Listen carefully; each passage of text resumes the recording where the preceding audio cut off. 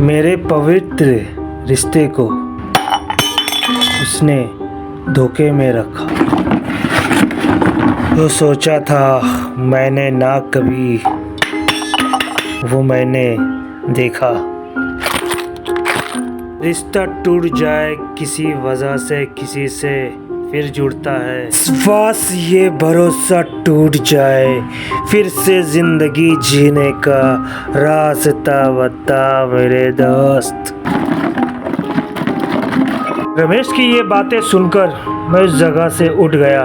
मैं रमेश से कहा, ये आसान नहीं है जो मैं तुम्हें बताने जा रहा हूँ, पर वक्त हर जख्म को भर देता है। कोशिश कर, हिम्मत रख, अपनी जिंदगी से उसे निकाल दे तलाक।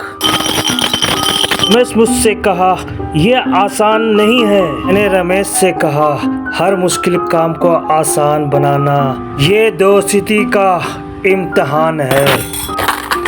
कल तेरे घर पर नज़रबंद कैमरा लगाएंगे, सबूत इकट्ठा हो, काम आसान होता है। कल मिलेंगे हम। दूसरे दिन रमेश के घर में खुफिया कैमरा हर जगह पे लग जाता है। घर पर रमेश की बीवी नहीं होती है, बच्चे स्कूल गए हुए रहते हैं। रमेश की मोबाइल पे सारी चीज़ रिकॉर्ड होता है। 2 महीने गुजर जाते हैं। रमेश की बीवी के खिलाफ एक भी सबूत हाथ नहीं लगता है। रमेश ने जो मुझे बताया वो सच है या झूठ, ये ख्याल मेरे दिल में दौड़ने लगता है। मुझे तो शक रमेश पे होने लगता है। वो मेरा जिगरी दोस्त है, मैं उसे 30 साल से जानता हूँ। ये मुझे उस पर सारी सच्चाई का विश्वास है। कहता है सच कहता है, इसलिए रमेश का मैं साथ देता हूँ।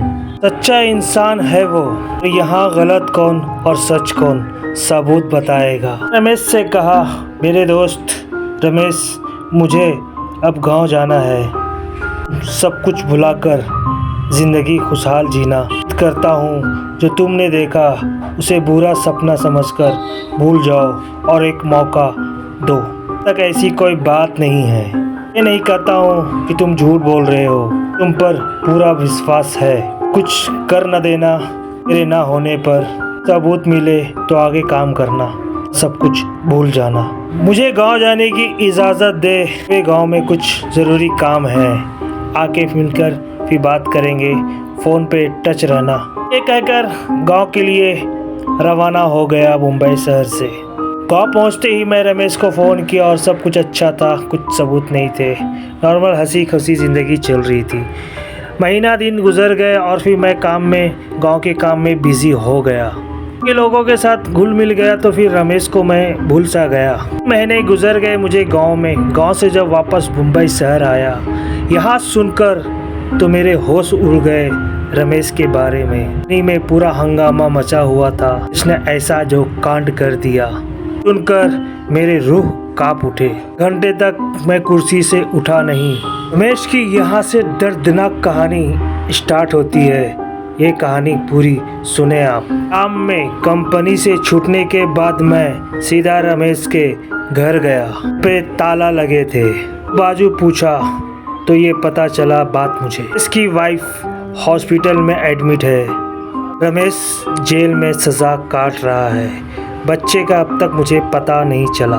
मैं 10 मिनट तक ये सोचता रहा, क्या इस वक्त मुझे रमेश से जेल में मिलने दिया जाएगा।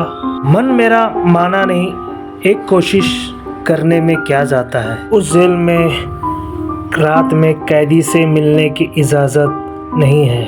मन मेरा उदास हुआ, पर एक बात की ये खुशी है, कल सुबह 9 बजे का टाइमिंग मुझे मिला रमेश से मिलने का। मेरी कदम बढ़ गई हॉस्पिटल की तरफ। हॉस्पिटल में भाभी को बेड पर सोए देखकर मैं हैरान हो गया।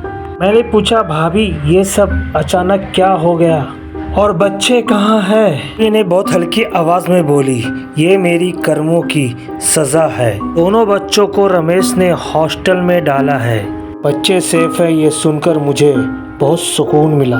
मैंने कहा, भाभी मैं कुछ समझा नहीं, ज़रा खुल के मुझे बताइए आप। शादी से पहले मैं एक लड़के से बहुत प्यार करती हूँ, उसका नाम